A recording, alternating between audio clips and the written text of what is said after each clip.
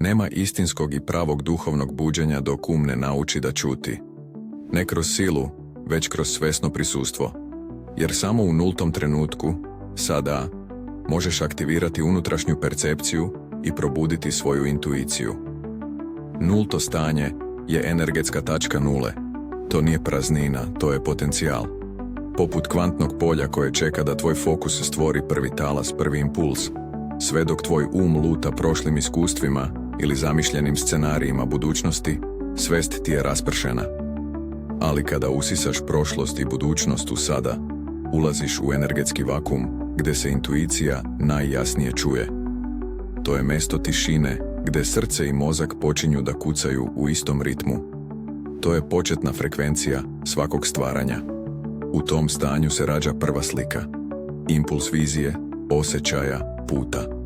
On nije proizvod logike, već usklađenosti. Zato svaki put kada uhvatiš misao kako luta, vrati je kući. To je trening. To je svakodnevna praksa duhovnih alhemičara. Jer nema duhovnog buđenja bez unutrašnje discipline. Intuicija je veza između trećeg oka, srca i svesti. Ona nije magija, već rezonanca. Kada daješ ljubav bezuslovno, kada prestaneš da sudiš drugima, kada vidiš Boga u svakome, tada počinješ da živiš kao arhetip Isusa Hrista, sve te geometrije ljubavi. Znakovi poput 11.11, slučajni susreti, misli koje se materializuju, nisu slučajnosti. To su signali sa ivice puta koji ti govore da si u nultom kodu, da si na pravom frekvencijskom kanalu. Nulto stanje je reset. Prvi impuls je kreacija.